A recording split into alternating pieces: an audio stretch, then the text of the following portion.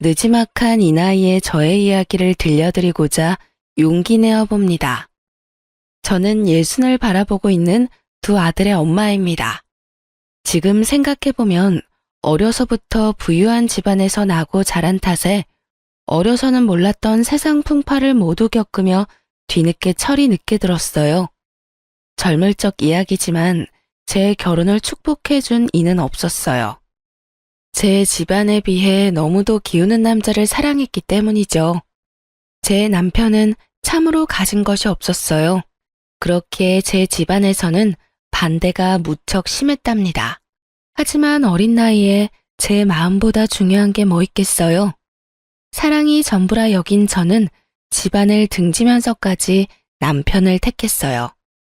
우리 부부는 결혼 후 정말 열심히도 살아냈어요. 예나 지금이나 가난은 정말 산지옥이나 다름없으니까요. 가진 것 없이 자식들을 키워내야 하니 내 생이 오늘이 마지막인 것처럼 여기며 매일을 살았어요. 그 고생을 하며 살아와 이제 좀 편해질만 하니 제 나이 50에 남편이 암 진단을 받았고 투병 2년 만에 세상을 떠났네요. 그 일을 떠나보낸 슬픔은 잊을 길이 없었지만 자식들이 성인이 된 후라 사는 것에 대해 힘든 건 없었어요. 단 하나 마음에 걸리는 게 있다면 아들들이 결혼 정년기가 다 되도록 아직 가정을 이루지 않았다는 것 정도였죠. 너희 장가 갈 생각이 전혀 없는 건 아니지? 내 속 그만 태우고 얼른 장가 좀 가라, 응? 엄마도 참, 장가를 혼자 가나? 나나 영호나 짝이 있어야 가지. 너희는 그 나이 되도록 여자친구도 없어? 엄마, 원래 여자친구는 돈과 같아. 있다가도 없고 없다가도 있는 게 말이야. 그치요? 어련히 잘할 거라는 걸 알면서도 결혼은 또 다른 문제라는 생각에 시간이 흐를수록 제 걱정은 쌓여갔어요. 그런데 너무 섣부르게 제가 앞서 나갔다는 걸 나중에야 느꼈어요. 붉은 실로 이어진 자기만의 짝이 있다고들 하잖아요.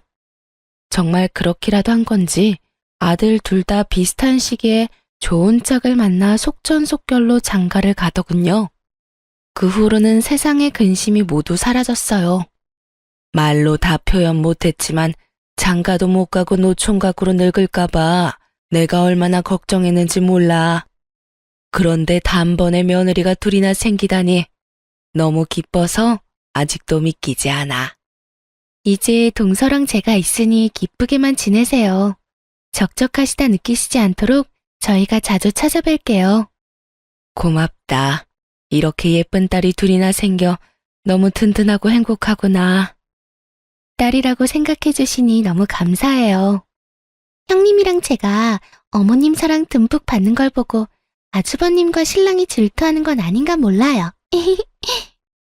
첫째 며느리는 본성이 참 예쁜 아이고 둘째 며느리는 영특한 아이라 든든하기까지 했어요. 저는 너무도 소중한 며느리들이라는 생각이 절로 들었고 그래서 제 배 아파 낳은 아들 둘보다도 예뻐하고 아꼈어요.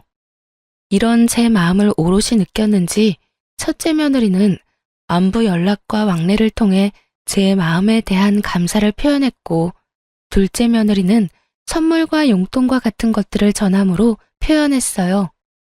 첫째 며느리는 연년생에 손주를 낳아 전업주부로 지냈고 둘째 며느리는 간호사로 큰 병원에 근무를 했거든요. 아들을 둔 동네 아줌마들은 이런 저를 내심 부러워했어요. 영훈이 엄마는 참 복 많은 사람이야. 그치? 정말 자기를 끔찍이도 챙기던 아들들도 참 부러웠는데 이제 다정한 며느리에 능력 있는 며느리까지 얻었잖아. 그러게 나도 애들이 이렇게 큰 효도를 할 줄은 몰랐네. 저 역시 동네 사람들이 해주는 말에 동감했어요. 집안에 여자가 잘 들어오니 이렇게 화목하구나 싶기도 했죠. 제 노후는 다복한 집안에서 평안하게 살아가겠구나 하는 기대가 되기도 했답니다. 하지만 이건 어디까지나 제 생각일 뿐이었어요. 자신의 커리어를 중요하게 생각하던 둘째 며느리가 아직 계획에 없던 임신을 하게 되면서 모든 게 뒤틀렸습니다. 둘째 며느리가 결혼한 지 3년 만에 첫 임신 소식이 들려왔어요. 엄마, 엄마, 내가 드디어 아빠가 된대. 나도 이제 아빠라고. 어머 세상에나, 이게 다 무슨 소리야? 임신한 거야? 응? 아이고, 잘했다, 잘했어.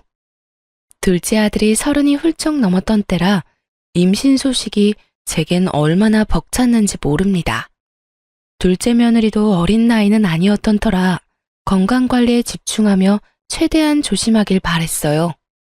하지만 둘째 며느리는 이전처럼 일을 하겠다 고집을 피우더군요. 임신 초기는 특히나 조심해야 하는 시기란다. 알고 있지? 네, 어머님. 너무 염려 마세요. 제 일이 간호사인걸요. 그래. 그래도 일은 이제 쉬는 게 어떠니? 큰 병원에서 근무하느라 많이 고되잖니. 무리해서 좋을 건 없으니 말이야. 그건 제가 알아서 할게요. 저는 임신 핑계로 제 커리어를 망치고 싶진 않아요. 벌써부터 경력 단절의 길로 가고 싶지 않거든요.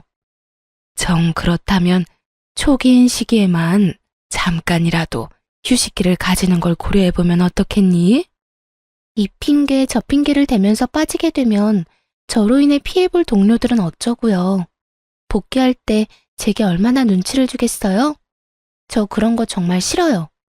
제가 힘들다고 느끼면 그때 제가 알아서 결단 내릴게요. 그런 것까지 관여하지는 말아주세요. 말려도 봤지만 너무도 완강해 쉽지 않았어요. 결국 며느리는 이전처럼 일을 나갔어요.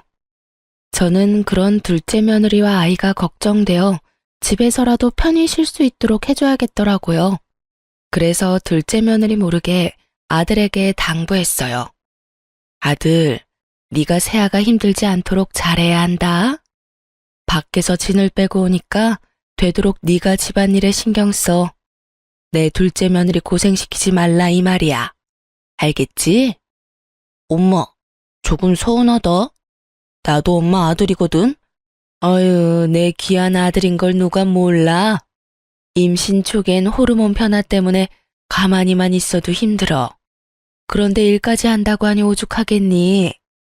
너도 힘들겠지만 그래도 눈 딱 감고 무조건 잘 챙겨줘.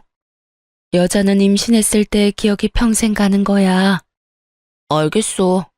그래야 아내도 편하고 엄마도 편하다는데 내가 못할 것도 없지. 저는 둘째 며느리가 혹여나 제 연락에 스트레스를 받을까봐 안부 연락도 줄일 정도로 무척이나 신경 썼어요. 매주마다 직접 창거리를 만들어 아들에게 보낼 정도로요.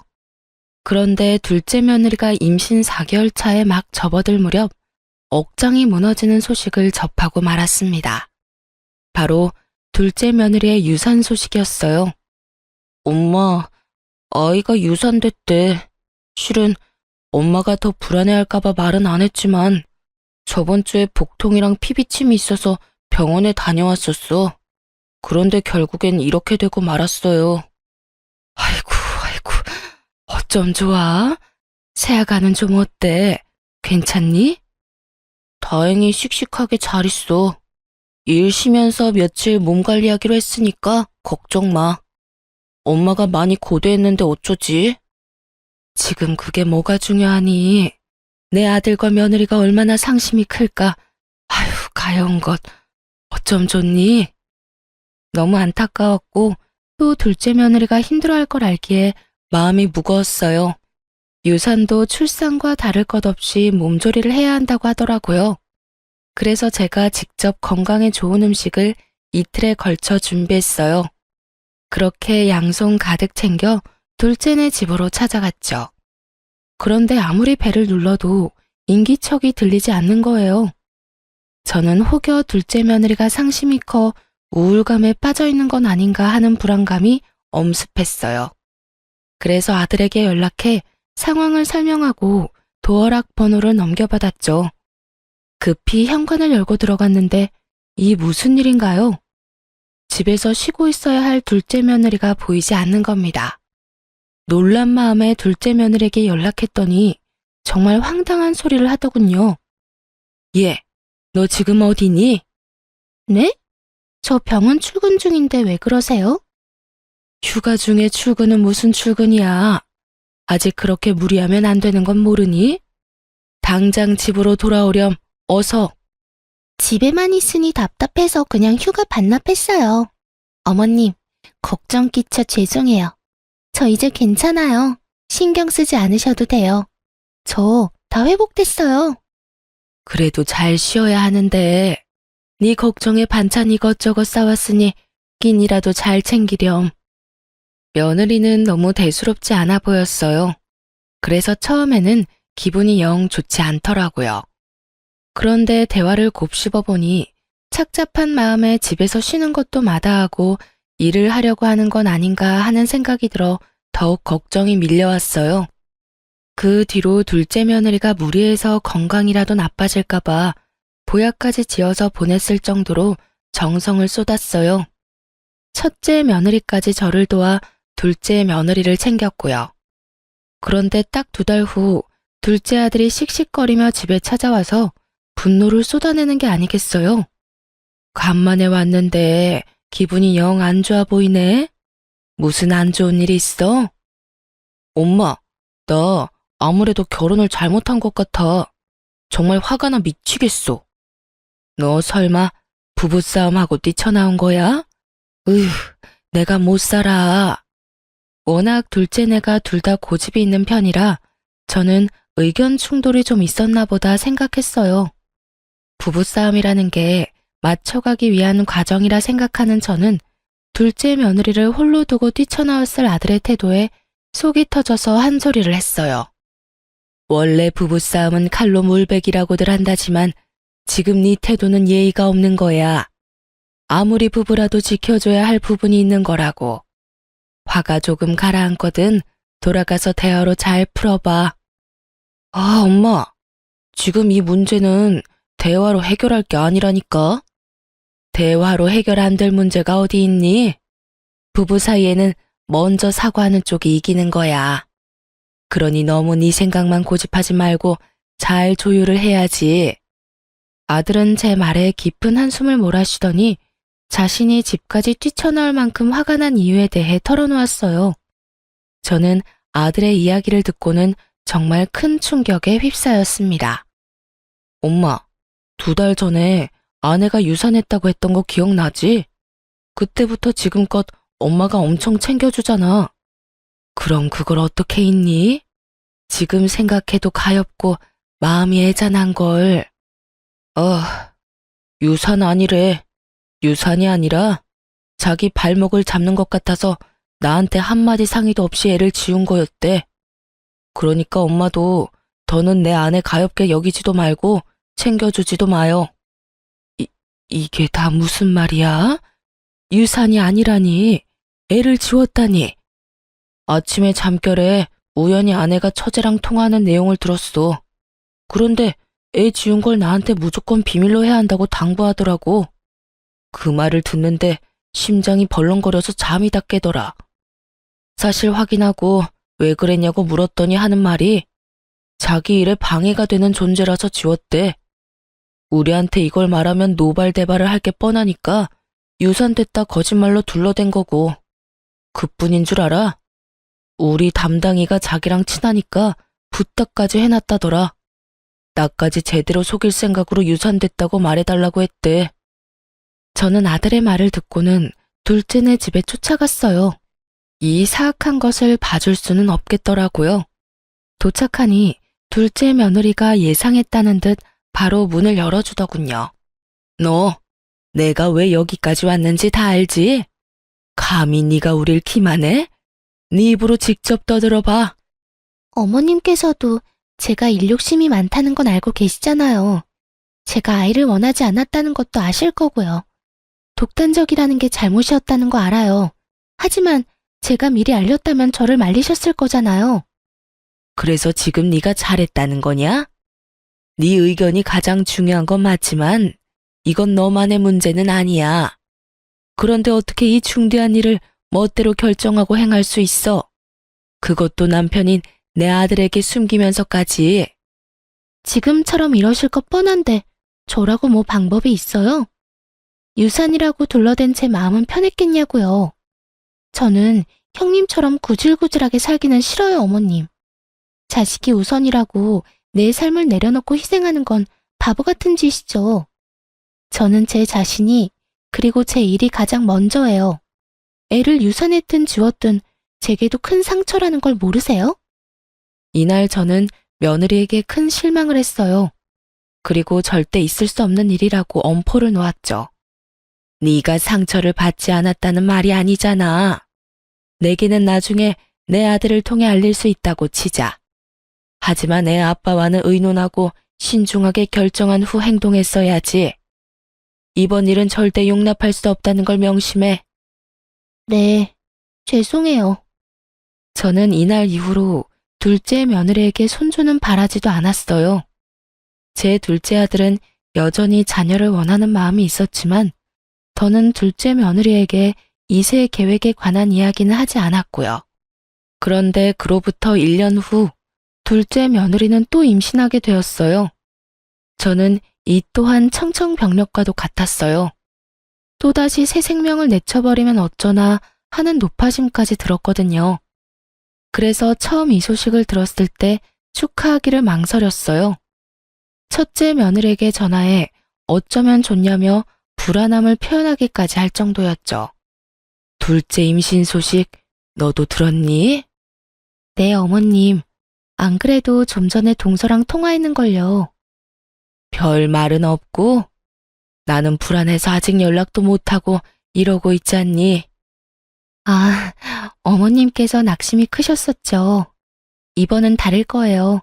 동서도 기뻐하는 것 같았는걸요. 첫째 며느리의 말을 듣고서야 둘째 며느리를 만나 이야기를 들어볼 용기가 생겼어요. 임신 축하한다, 아가. 저기, 내가 온 진심을 다해 축복해줘도 되는 게 맞니? 그럼요, 어머님. 임신했다는 사실이 너무도 가슴 벅차요. 1년 전 그 순간들이 큰 후회로 남았어요. 이 아이만큼은 제가 어떻게든 지킬 거예요. 잘 생각했다. 너무 다행이야. 그렇게 생각해줘서 고맙구나, 정말. 저는 둘째 며느리를 얼싸안으며 오롯이 기쁨을 표현했어요. 둘째 며느리는 제게 말한 것처럼 임신 기간 동안 먹는 것 하나까지 관리하며 아이를 맞이할 준비를 해나갔어요. 물론 만삭 전까지 일을 쉬지 않고 쭉 해나갔지만 저는 그것까진 말릴 생각은 없었어요. 일이 중요한 아이라는 걸 이제는 너무 잘 알았으니까요. 그렇게 서로를 이해하며 지내는 동안 시간은 훌쩍 흘러 순탄하게 아이를 출산할 수 있었어요. 둘째 며느리는 육아휴직까지 내고 육아에 전념했죠. 그 모습이 당연한 것임에도 어찌나 대견스럽던지 제가 두 팔 걷어붙이고 나서서 육아를 자주 도와줬어요. 그땐 어렵게 얻은 손주라고 생각하니 더 귀하게만 느껴졌어요. 첫째 며느리가 내색하지 않았지만 서운해할지도 모르겠다는 생각이 들 정도로 둘째네에게 많은 공을 들였어요. 며느리는 아이가 9개월쯤 되었을 무렵 육아휴직이 끝나 복귀하여 다시 일하기 시작했어요. 그때부터는 제가 정말 육아를 도맡아 했다고 표현할 정도로 아이를 제가 돌보았죠. 사돈댁도 며느리만큼이나 일욕심이 많은 분이라 활발하게 경제활동을 하고 계셨기에 저 말고는 아이를 챙겨줄 리가 딱히 없기도 했거든요. 며느리나 아들이 그 어린애를 기관에 맡기는 것도 불안해했고요. 그런데 막내 손주가 돌이 막 지났을 때 제 건강이 급격하게 안 좋아졌어요. 원래도 골다공증과 고지혈증 같은 나이가 들면 자연히 생기는 여러 질병을 앓고 있던 터라 전적으로 육아를 하는 것이 제게 큰 무리가 되었던 것 같았어요. 그래서 고심 끝에 저는 둘째 부부에게 요양을 하러 다녀오겠다며 털어놓았죠. 내가 원래도 부실한 편이었잖니. 나이도 나이고 여기에 육아까지 돕겠다며 나섰더니 짧은 시간 동안 건강이 많이 나빠졌어. 그래서 1, 2년 정도 고향에 가서 좀 쉬고 올까 한다. 네? 이렇게 갑작스럽게요? 그럼 저희는 당장 아이를 어떻게 해요? 미안하게 됐구나. 몇 년 내려가 요양하고 와서 다시 도울 거니까 그때까지만 너희가 좀 고생해 주렴. 둘째 부부는 제 말에 난감한 표정을 지었어요. 아니, 정확히는 둘째 며느리가 곤란하다고 말하고 싶은 표정이었죠. 엄마, 요양을 해야 할 정도로 몸이 안 좋은 거야? 고향에 이제 다른 식구도 없는데 혼자 내려가서 괜찮겠어? 너희가 걱정할 정도는 아니야. 좋은 공기 마시고 좋은 음식 먹으면서 관리하면 좀 더 활력도 생기고 좋을 것 같아서 다녀온다는 거야. 솔직히 어머님께서 암 같은 병도 아닌데 고향까지 내려가 요양을 할 필요는 없지 않나요? 그리고 애 봐줄 사람이 없어지면 저는 일을 어떻게 하라고요? 복귀하자마자 지금 일을 다시 멈춰야 한다는 소리잖아요. 저는 제 일이 그런 식으로 꼬이는 건 원치 않아요. 당신, 엄마한테 그게 무슨 말이야. 우리 엄마가 무조건 우리 애를 봐줄 의무가 있는 것도 아니잖아. 다른 것도 아니고 건강 때문인데 우리만 생각하는 건 잘못된 거지, 응? 당신이 당장 육아휴직 쓰고 우리 애 챙길 거 아니잖아. 결국 엄마라는 이유로 내가 피해를 봐야 하는데 이런 말을 안 하게 생겼어? 둘째 며느리는 제 건강 회복은 안중에도 없었어요. 아니, 제가 저를 챙기려는 게 마음에 들지 않았던 거죠. 자신의 부모에게는 도움을 청해볼 생각조차 하지 않으면서 저더러는 무책임하다는 말까지 하며 잡아두려 하더군요. 당장은 앞날이 캄캄하다고 느껴져서 내게 서운할 수 있어. 하지만 내가 안 온다는 게 아니지 않니? 언제든 건강이 좋아졌다고 느끼면 올라올 거야. 그러니 너그러운 마음으로 받아들여 주렴. 어머님, 이건 너그럽고 그렇지 않고가 중요한 건 아니죠. 어머님께서 줄곧 아이를 봐주면서 양육 패턴도 다 생겼는데 이제 와서 어머님 쉬어야 하니 못 도와주겠다고 하는 건 못된 거 아닌가요? 뭐? 예. 내 애 아니고 너희 부부의 아이야. 나는 여태껏 내 손주니까 챙겼던 것 뿐이잖니. 자식은 부모가 키우는 거지 남이 키워주는 게 아니야. 그런 식으로 말씀하시는 건 정말 무책임한 거죠. 이날 처음으로 괜히 둘째 부부를 도와왔던 걸 후회했어요. 원래라면 아이가 기관에 적응한 후에 귀향하려 했지만 둘째 며느리의 말에 서운함이 들어 앞당겨 내려갔어요. 둘째 며느리는 그게 못마땅했는지 제가 내려가는 날까지도 연락 한 통 하지 않았어요. 그 후 둘째 며느리가 제게 연락을 해온 건 아들이 제게 용돈을 보냈다는 사실을 알게 되어서였죠. 그때부턴 사람 피를 말릴 작정인지 정말 하루가 멀다고 연락해 저를 들들 볶아대더군요. 남편이 어머님께 용돈 보내드렸다던데 이러려고 내려가신 거예요? 예, 내가 자식한테 용돈이나 받자고 이 먼 시골까지 왜 오니? 어머님께서 제 남편에게만 받는 것도 아니고 아주버님께도 받으면 돈 100만 원은 될 테니 충분히 의심할 만하죠. 너 사람을 뭘로 보고?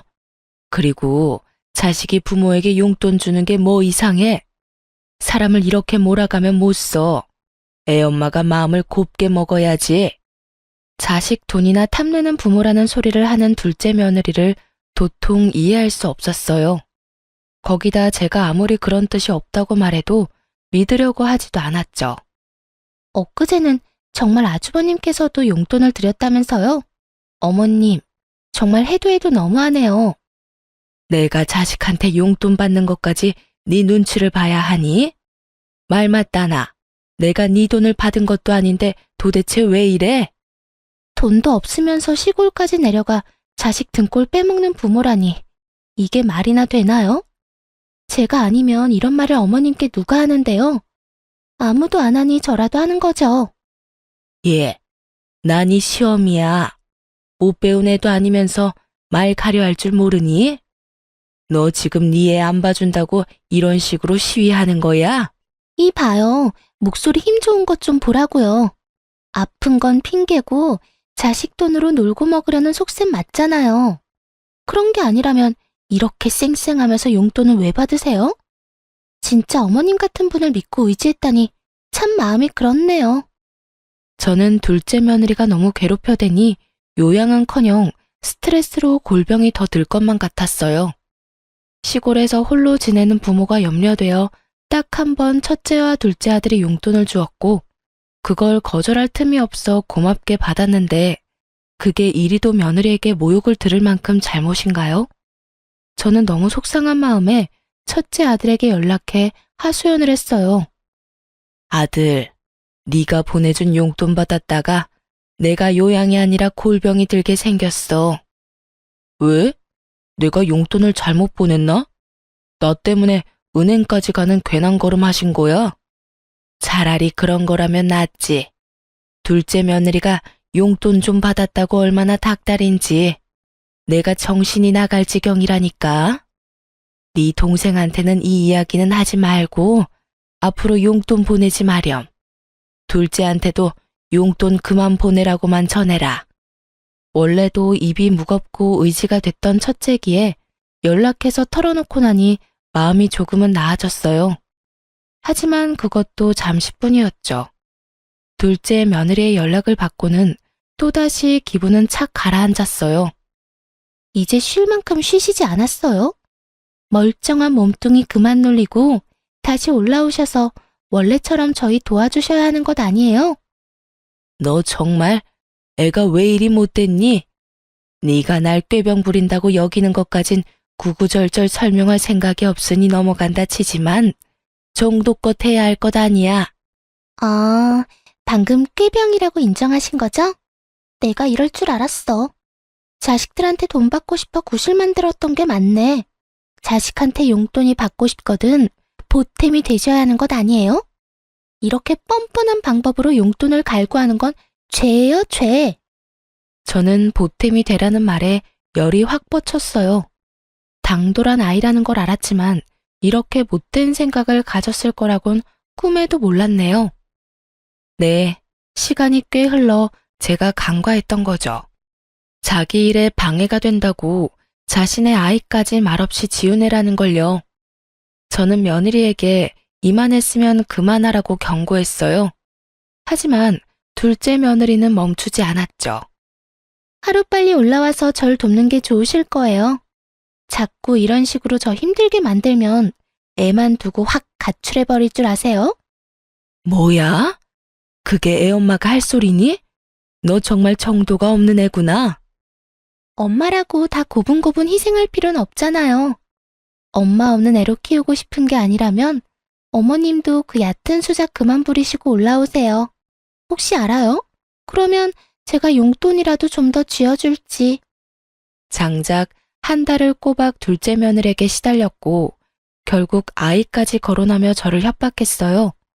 저는 그 협박을 참지 못하고 몇 시간을 달려 둘째네 집에 쫓아갔습니다. 어머 어머님, 손주 사랑이 대단하시네요. 아니면 용돈 더 준다는 말에 오신 건가? 무슨 이유든 좋아요. 다시 와주셨으니까요. 저는 며느리의 망발에 다짜고짜 얼굴로 손을 날렸어요. 둘째 며느리는 새빨개진 얼굴로 질세라 제게 난리를 쳐댔어요. 보잘것도 없는 어머님이 감히 제 얼굴에 지금 손을 댄 거예요? 이렇게 손을 함부로 놀려서 어쩌려고 이러세요? 저는 뭐 못해서 참고 있는 줄 아시냐고요? 제가 어머님 상대로 신고라도 하면 어쩌려고 이러시는 건데요? 네? 눈을 똑바로 축혀뜨고는 대드는데 살쾡이가 따로 없었어요. 저는 끝까지 기어오르는 둘째 며느리와 오늘은 끝장을 보겠다는 마음으로 물러서지 않았습니다. 그렇게 장장 3시간을 며느리와 육탄전을 벌였고 제 아들이 막내 손주를 하원시켜 데리고 온 후에야 멈추게 되었네요. 아들은 제가 올라온 것도 모자라 우리 꼴을 보고 기겁을 했어요. 엄마, 갑자기 연락도 없이 여기까진 무슨 일이야? 꼴은 그게 다 뭐고 이게 다 어떻게 된 거야? 시험이 알기를 개떡같이 하는 며느리 혼쭐 좀 내주러 왔다. 엄마, 알아듣게 말을 해줘야 이해를 하지. 당신 엄마한테 무슨 잘못 저질렀어? 네 아내가 손주 안 봐주고 기양했다고 어찌나 사람을 들들 볶은 줄 아니? 그뿐이야. 네가 준 용돈 받았다고 사람을 못된 사람 취급하는데 내가 참을 수가 있어야지. 앞으로는 너희 일과 나는 별개다. 그런 줄 알아? 저는 자초지종 설명도 없이 무턱대고 둘째네 집을 나와 시골로 내려갔어요. 둘째 아들이 제게 몇 날 며칠을 연락해댔지만 받지 않았죠. 제가 전화라도 받으면 둘째에게 그간 며느리에게 당한 일을 다 쏟아낼까 봐요. 그렇게 지낸 지 일주일쯤 지났을까요? 둘째 아들에게 다시 연락이 왔고 제 기분이 차분해진 후라 전화를 받았어요. 그런데 그 일주일 사이 첫째가 둘째에게 저와 나눴던 대화를 털어놓았는지 며느리가 그렇게 행동한 줄 미처 몰랐다며 살피지 못해 미안하다는 겁니다. 부모라는 게 참 묘하게도 자식이 사과를 하니 가슴이 먹먹하더라고요. 그래서 이제 다 괜찮다고 아들을 한참이나 다독였네요. 그런데 둘째 아들과 통화가 닿은 후부터 둘째 며느리는 더 악덕해졌어요. 제게 폭언을 일삼고 자신을 해코지한 파렴치한 취급을 하더라고요. 손버릇 더러운 분께서 그동안 어떻게 참으셨어요? 제가 또 용돈 운운하면 와서 제 얼굴에 손대실 거죠? 못 베어먹은 티 너무 나니까 소름 끼쳐. 네 이런 태도가 더 끔찍하다는 걸 모르니? 미련한 것. 뭐요? 자식들이 피땀 흘려 번 돈으로 지금 살고 있는 그 허름한 시골집까지 사서 요양하는 주제에 부모래도 다 같은 부모가 아니라더니 어머님처럼 양심 없고 부모 자격 없는 분은 또 처음 보네요. 네가 뭘 안다고 입을 함부로 놀려? 감히 네가 뭔데 부모 자격을 운운하니? 어? 왜 격분하고 그래요? 어머님께서 경제활동한 적 없으시잖아요. 그럼 보나마나 뻔한 것 아닌가요? 그런 건 동네 바보도 알겠네요. 기가 막혀. 참 가족이 뭐라고 이런 망발을 하는 며느리의 전화를 그리도 착실히 받았을까요? 제게 남는 건 고작 울화와 상처일 뿐인데요. 저는 더는 이런 며느리의 장단에 맞춰주지 않겠다 다짐했어요. 아니, 둘째 며느리의 되바라진 태도를 제대로 짓밟아주겠다 마음먹었죠. 그래서 며느리와의 통화가 끝나자마자 둘째에게 곧장 연락했어요. 아들, 내가 문자로 주소 하나 보낼 거야. 쉬는 날 꼭 며느리 데리고 내려오렴. 알겠지? 나흘 뒤 아들은 제 말대로 자기 가족들을 데리고 내려왔어요. 도착해 차에서 내린 둘째 며느리는 풍경을 보고는 기함했어요. 둘째 부부의 눈앞에 펼쳐진 광경은 넓은 앞마당이 있는 300평대의 초호화 단독 주택이었습니다. 네, 바로 제가 지내고 있던 고향 시골집이었어요. 며느리는 놀란 채 말까지 더듬으며 물었어요. 이곳은 도대체 어디예요? 여보, 설명 좀 해봐요. 글쎄, 나도 지금 좀 당황스러워서. 저는 아이들이 도착한 걸 알면서도 조금 늦게 맞이하러 나갔고 큰 단독주택에서 제가 현관을 열고 나오는 걸 보고 둘째 아들과 며느리의 입이 떡 벌어졌어요. 엄마, 이 집은 다 뭐야? 어머님께서 왜 저 집에서 나오세요? 설마 자식들 용돈 주는 걸로 이 호화스러운 집에서 월세로 지내는 거예요? 정말 노망이라도 나셨어요? 저는 명확한 근거도 없이 떠들고 있는 둘째 며느리의 면상에 손에 들고 있던 서류를 집어 던졌습니다. 아들이 서류를 주워 살필 때 곁눈질로 보던 며느리는 어떻게 된 거냐며 더 언성을 높여 물었어요. 이게 도대체 어떻게 된 거예요? 어떻게 어머님께 이런 어마어마한 집이 있을 수 있어요? 뭔가 잘못된 거 아니에요? 네? 난 이런 집 한 채 가지고 있으면 안 되니? 왜? 내 자식들 앞으로 대출 받아서 사기라도 했을까봐? 뭐요? 내가 이럴 줄 알았어. 이 한심한 인간아. 갑자기 인상을 팍 쓰더니 제 아들의 멱살을 잡았어요. 아들들이 대출을 받아줬다고 바로 확신하고 말이에요. 제가 있든 없든 며느리는 이미 그건 상관이 없는 듯 했어요. 눈이 뒤집혀서는 제 아들에게 노발대발해댔어요. 당신의 형제가 여자들 피를 말린다는 거 아니? 너네만 부모 있어? 누구는 부모한테 못해서 안 하는 줄 아냐고. 방 한 칸 딸린 작은 집도 아니고 이 무시무시한 집을 사려고 대출까지 받는 게 말이나 되냐고, 이 정신 나간 놈아. 저도 그 꼴을 보고 분노가 치밀어 참지 못하고 며느리의 얼굴을 밀치며 고성을 쳤습니다. 어디 시어미 앞에서 남편 멱살을 잡아? 정신 나간 건 내 자식이 아니라 너야, 이 멍청한 거사. 도대체 시어미 알기를 어떻게 알기에 이따위 행동을 아무렇지 않게 하는 거냐? 응? 저요? 어머님을 쥐뿔도 없는 분으로 알죠. 경제 활동도 제대로 안 하시던 분이 무슨 수로 이 큰 집을 사느냔 말이에요. 시골에 내려와 지낸다는 이유도 다 이것 때문이었어요? 자식들 돈으로 혼자 팔자 펴고 살려고? 쥐뿔도 없는 건 내가 아니라 너겠지. 내 재산이 얼마가 됐던 내게 10원 한 푼 안 가게 할 테니 각오해라. 어차피 내 남편 재산이 곧 내 재산인 거 몰라요? 그리고 어머님께서 자식들에게 물려줄 재산이 어딨어요? 다 자식 등쳐먹어서 마련한 것들인데 원래 주인한테 돌아가는 거지. 얘야, 아무리 덜 살았어도 이리 미련해서 되겠니? 세상엔 눈에 보이는 게 다가 아니란 걸 아직도 깨닫지 못한 팔푼이 같은 것. 제 재산을 절대 둘째 며느리에게 가지 않게 하겠다고 말했지만 며느리는 끝까지 제 재산임을 인정하지 않았어요. 하지만 어느 부모가 자식 앞으로 돈을 당겨 이런 집을 사나요? 제가 위에서 언급한 것처럼 저는 부유한 집에서 자랐어요. 이 집 또한 저도 제 부모에게 물려받은 것인걸요. 제 부모님께서 저를 내쳤던 것에 대한 미안함을 평생 가슴 깊이 간직하며 살다가 별세하셨어요. 그러니 얼마나 더 챙겨주고 싶으셨겠어요. 제가 이렇게 시골까지 내려와 요양하겠다고 마음먹은 것도 긴 세월 저지른 불효를 이렇게라도 용서받기 위해서였어요. 저는 이 호화스러운 집 뒷마당에 제 부모님의 묘를 세웠거든요. 제 노후를 부모님의 묘를 손수 관리하며 살고 싶었어요. 물론 건강이 나아지면 상경에 제 자식을 챙기겠지만 한 달에 한 번은 내려와 제 부모님의 묘를 관리할 계획이었고요. 하지만 이런 제 사정과 뜻을 알리 없는 둘째 며느리는 이 집이 제 명의의 집이라는 걸 끝까지 믿으려 하지 않았어요. 제 말처럼 자식들의 도움이 아니라면 이 집은 어떻게 마련하신 건데요? 이 종이 쪼가리에 불과한 서류를 어떻게 믿느냐고요? 내가 왜 그런 짓까지 해야 하니? 고작 너 하나를 속이자고.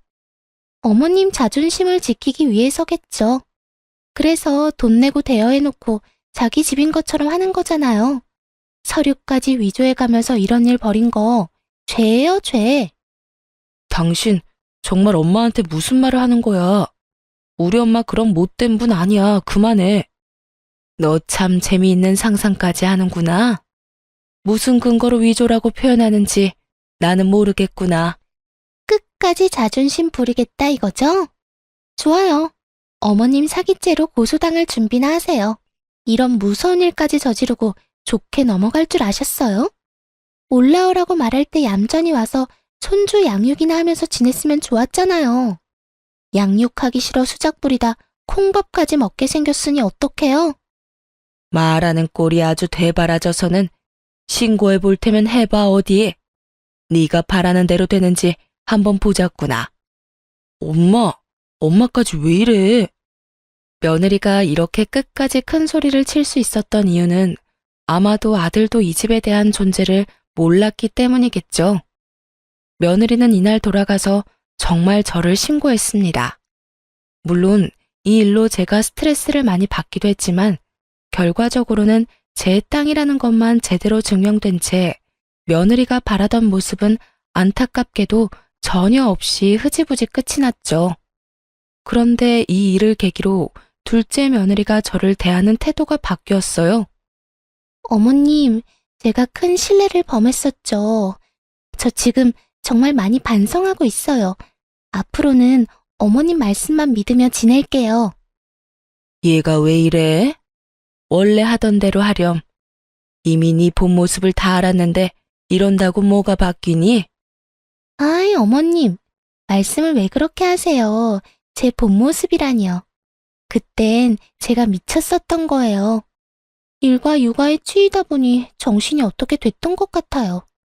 제가 그동안 쏟아낸 망언은 뭘 몰라서 했던 거니 마음에 담아두지 마셔요. 제가 앞으로는 정말 잘할게요. 그렇게 내숭 부릴 것 없다. 네가 뭘 하든 네가 하는 거라면 난 다 필요 없으니. 제게 굽신거린다는 표현이 꼭 맞을 정도로 굴었어요. 제가 아무리 딱딱하게 말하고 받아주지 않아도 둘째 며느리는 짜증 섞인 목소리 한 번을 안 냈죠.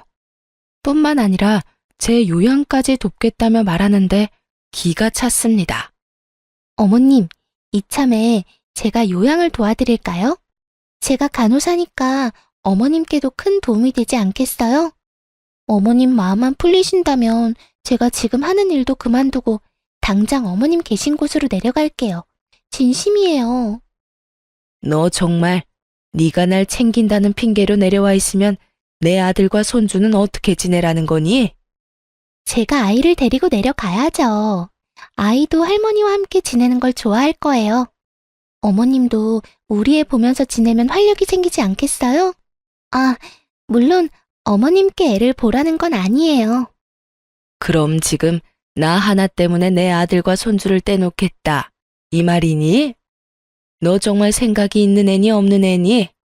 아이에게 아빠가 얼마나 중요한지 몰라? 며느리의 말에 저는 속에서 천불이 났어요. 그 손주 하나를 보기 위해 제 아들이 입은 상처의 크기가 어떠하며 제가 어찌나 귀하게 챙겼던 아이인가요. 그런 아이를 떼놓을 생각까지 한다뇨. 그런데 더 화가 났던 건 제 말의 요지를 파악하지 못하는 아둔함이었어요. 아니, 제 말을 이해할 생각도 하지 않았다는 게 맞는 거겠죠. 애 아빠는 주말에 내려와서 보고 가면 되는 거잖아요. 그리고 어머님, 돈이 있어야 자식도 키우는 법이에요. 지금 굳이 중요한 건 그 돈을 품고 있는 어머님이죠. 말도 안 되는 소리를 잘도 떠드는구나. 됐다. 이런 이유라면 다시 연락할 필요 없어. 내 아들이 내 손주와 떨어져 지내는 꼴은 내가 못 본다. 하지만 아픈 어머님을 어떻게 혼자 두나요? 그리고 그간 제가 못한 걸 만회하려면 내려가서 어머님을 보필해야죠. 필요 없대도 넌 네 일이나 하면서 네 가정에나 충실하렴. 어머님, 거절만 하지 마시고 잘 생각해 보세요. 늙을수록 곁에 사람이 있어야 한다는 것 아시잖아요. 그리고 저도 이게 다 제 아이를 위한 거라니까요. 제게 못했던 걸 용서받고 예쁨을 받아야 어머님 재산이 제 아들에게까지 유용하게 쓰이는 거잖아요. 며느리는 시답잖은 소리들을 해대며 제 재산에 관심을 표현했어요. 하지만 저는 이 속물이 소름이 끼칠 지경이었죠. 한 일주일은 저를 설득하려 나긋이 말했지만 개벌은 난 못 준다고 시간이 좀 지나니 슬슬 본 모습을 보였어요. 자신의 생각대로 해줘야 한다 강요했고 더 나아가 자기를 무시하는 거냐며 큰 소리를 쳐댔어요. 그뿐인가요? 망발도 서슴없이 쏟아냈습니다. 거절도 정도껏 해야죠. 돈 좀 있다고 이렇게 사람 무시해도 되는 거예요? 저요, 어머님 며느리예요. 가족이라고요.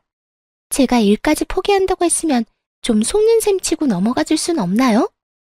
내가 왜 그래야 하니? 그리고 내가 언제 널 무시했어? 무시라면 아마 네 연락을 고의적으로 받지 않았겠지. 전화를 받아서 대놓고 무시를 하는 거잖아요. 제 일까지 포기한다는 게 어떤 의미인지 모르세요? 제가 그 정도로 노력을 쏟고 있다는 거잖아요. 어머님 정말 그러는 거 아니에요. 너 참 웃긴 애다. 너야말로 그러는 거 아니지. 내 재산 여부를 몰랐을 땐 그렇게 되바라지게 굴더니 내가 봐주고 넘어가니까 그래도 되는 줄 아니? 적당히 하렴. 봐주는 것도 정도가 있는 거야. 내가 다른 사람은 몰라도 네 도움은 받을 일 없을 거니 그런 줄 알렴. 나도 이제 당신 도와줄 맘 없어. 돈 좀 있다고 나 무시하는 사람한테 나도 잘 보일 생각 없다고. 빨리 이 세상 떴으면 싶은 마음뿐이거든. 어차피 내 남편한테 재산 넘어가면 그 돈이 다 나한테 오는 거잖아. 그러니 내 재산이나 다를 바가 없다고. 당신 마음대로 재산 분할을 하는 게 될 줄 알아? 내가 무슨 수를 써서라도 당신이 빨리 세상 뜨게 만들 거야. 알아? 이 통화 이후에도 둘째 며느리는 저를 저주하는 듯한 내용이 가득 담긴 문자들을 수도 없이 보냈어요. 돈에 눈이 뒤집혀 제 죽음까지 운운하는 며느리를 더는 좋게 넘어갈 수 없었죠. 그 주 주말 저는 온 식구를 다 불렀습니다. 둘째 부부까지도요. 둘째 며느리는 자신의 말에 제가 겁이라도 먹은 줄 아는지 기고만장한 표정까지 하고 있더군요. 아무것도 모르는 첫째 며느리는 간만에 절 만난다며 손수해온 제철 음식들을 양손 가득 챙겨왔고요. 그런데 둘째 며느리가 이런 첫째 며느리에게 버르장머리 없이 또 입을 나불댔어요. 형님은 멍청하고 눈치가 없네요. 지금이 어떤 자리인 줄 알고 이런 냄새나는 음식을 챙겨와요? 이래서 집에만 있는 여자들은 안 된다니까. 동서, 무슨 말이 그래. 오랜만에 어머님 뵙는 거라 좀 챙겨왔을 뿐인데 내가 동서한테 그런 말을 들을 필요는 없지 않아? 제 말은 오늘 이 자리가 모여서 밥이나 먹자고 마련한 자리가 아니라는 뜻이에요. 그런 걸 파악도 못하고 온 형님이 미련해 보이잖아요. 둘의 대화를 듣다 못한 제가 둘째 며느리에게 한 소리 하려던 순간 집에 손님이 찾아왔어요. 바로 부모님의 재산을 관리해 주셨던 변호사였죠. 저는 자식들을 전부 거실로 불러 모은 후 제 재산 상속에 관한 얘기를 모두 털어놓았어요. 그리고 곧 변호사의 말이 끝나자 둘째 며느리는 발칵 뒤집혔습니다. 둘째 아드님께는 추가 조항이 하나 더 있으십니다. 네? 제게요? 어떤 조항 말씀이시죠? 둘째 아드님께서 이 모든 재산을 상속받기 위해서는 현 아내분인 서진주님과 이혼을 하셔야 합니다. 이게 무슨 말이야? 이혼이라뇨. 어머님, 정말 끝까지 제게 이러실 거예요? 네? 제가 미쳤다고 이혼을 해요? 제가 왜요, 왜? 둘째네 이혼을 거론하자 온 가족이 놀란 눈치였어요. 둘째 며느리도 절대 이혼을 할 수 없다 난리쳤죠. 저는 제 핸드폰에 녹음되어 있는 파일 하나를 재생했어요. 그리고 곧 둘째 며느리의 목소리가 거실 가득 울려 퍼졌습니다. 제 죽음을 고대한다는 둘째 며느리의 망언이 말이에요. 그리고 전 며느리가 제게 보냈던 문자들을 전부 공개했어요. 그뿐일까요? 아들과 함께 둘째 며느리가 처음 집에 내려왔던 날 저희가 나눈 대화가 담긴 CCTV 영상까지도 전부 보여주었어요. 이 모든 사실을 가족들에게 낱낱이 밝히고 나서야 둘째 며느리는 사색이 된 얼굴로 힘없이 바닥에 주저앉았습니다. 아들들은 둘째 며느리에게 사람도 아니라며 분노했어요. 온 식구가 둘째 며느리의 만행과 욕심을 알게 되자 둘째 아들은 재산 때문이 아니라 자신과 저를 위해 이혼하겠다고 나섰어요. 당신이 뒤에서까지 어떻게 이래? 우리 엄마한테 이런 몹쓸 말을 쏟아낼 수 있냐고. 여보, 이건 모함이야. 처음부터 내가 그런 식으로 굴었던 건 아니라고. 날 좀 믿어줘. 내 말 좀 먼저 들어봐. 네가 하는 말을 내가 어떻게 믿어? 이렇게 증거들이 다 있는데 내가 무슨 수로 네 말을 믿어? 우린 이제 끝이야. 이혼이라고. 아들은 그 길로 이혼 소송을 걸었어요. 변호사를 통해 며느리에게는 내 아들 재산을 한 푼도 넘어가지 않도록 부탁했고 양육권도 넘어가지 않도록 힘을 써달라고 말했어요. 둘째 며느리는 양육권을 가지고 끝까지 물고 늘어졌어요. 하지만 이미 제 휴대폰에는 아이보다 돈이 우선이라는 며느리의 무수히 많은 말들이 담겨 있잖아요. 결국 자신의 말이 자기의 발목을 잡았고 양육권도 아들이 넘겨받게 되었습니다. 이혼당한 며느리는 양육권까지 빼앗긴 뒤에야 자신에게 남은 게 하나도 없다고 느낀 건지 아들에게 애원하기 시작했어요. 나 재산 한 푼 없어도 돼. 돈 다 당신이 가져. 홧김에 한 몇 마디 말 때문에 양육권까지 빼앗기고 나 이렇게 모든 걸 다 잃고 떠날 수는 없어. 우리 이혼 엎으면 안 될까? 내가 정말 지금부터라도 잘할게. 응? 난 당신 같은 아내 필요 없어. 이제 와서 후회하는 척 이렇게 질척대지 마. 여보, 제발. 이렇게 허무하게 날 내치지 말아줘. 아들은 전 며느리의 애원을 끝까지 들어주지 않았어요. 그러니 제게 찾아와 무릎까지 꿇고는 싹싹 빌더군요. 어머님, 제가 다 잘못했어요. 저 이렇게는 못 끝내요. 남편의 재산은 하나도 탐내지 않을게요. 그러니 저 좀 다시 받아주세요. 저 이렇게 이혼 못해요. 이런 결말이라 유감이구나. 하지만 나는 널 더는 가족으로 여기며 살고 싶지 않아. 지금이라도 네 본 모습을 우리 가족이 알고 널 떨쳐낸 것이 무척이나 다행스럽다고 생각하니까 말이야. 어머님, 제발요. 앞으로는 정말 고분고분한 며느리로 어머님과 남편의 생각이 곧 제 생각이라 여기며 살게요. 일을 하지 말라시면 일도 안 하고 주부로 최선을 다하며 지낼게요. 그러니 제발 저 좀 받아주세요. 전 며느리가 아무리 제게 매달려도 저는 굽히지 않았어요. 왜냐면 며느리가 이렇게까지 하는 것도 다 제 아들의 경제력 때문이라는 걸 저는 아니까요. 그 후에도 꽤 긴 시간 저희에게 찾아와 자길 받아달라 청했어요. 하지만 저나 아들이나 둘 다 거들떠도 보지 않았습니다. 손주가 어리니 면접 교섭일에 아들이 직접 아이를 보여주곤 했는데 그때마다 많은 핑계를 대며 매달렸어요. 한 번은 최후의 수단이라며 아이와 둘이 시간을 보낼 때 아들 모르게 아이를 데리고 자취를 감췄던 적이 있어요. 그날 아이를 찾기 위해 난리도 아니었죠. 그리고 결국 그 경솔한 행동으로 다시는 아이와 단둘이 보내는 시간조차 사라졌답니다. 지금은 제 단독주택에 한 달에 한 번씩 아이들이 내려와 추억을 쌓으며 즐겁게 지내고 있어요. 둘째 아들은 손주를 데리고 제 집으로 완전히 내려왔고요. 제가 그동안 맘고생했을 걸 생각하면 미안하다며 어찌나 저를 챙기는지 몰라요. 저는 아들의 챙김을, 아들은 저의 챙김을 받으며 서로 도우며 지내니 마음도 한결 편하고 웃을 일도 많아요. 그렇기에 지금의 제 전원 생활은 너무도 만족스럽네요. 집에 아이가 있으면 분위기부터가 다르잖아요. 제 막내 손주가 저의 행복이랍니다. 아이가 엄마의 빈자리를 느끼지 않았으면 해서 열심히 노력 중이며 아이에게 이런 제 마음이 닿길 바래요. 엄마의 역할이 얼마나 중요한지 잘 알기에 요망한 며느리라도 아이에게 최선을 다할 준비가 된다면 언제고 용서할 준비는 되어 있어요. 물론 제 가족으로 다시 받아들일 순 없지만 아이의 엄마로서는 인정할 수 있게 되겠죠. 부디 이혼당한 둘째 며느리가 혼자가 된 삶을 통해 소중함에도 우선순위가 있고 그걸 지키기 위해 어떤 마음과 노력이 필요한지 깊이 깨닫는 날이 오길 바라봅니다. 제 사연을 들어주신 시청자분께 감사의 말씀 전하며 이만 마칩니다.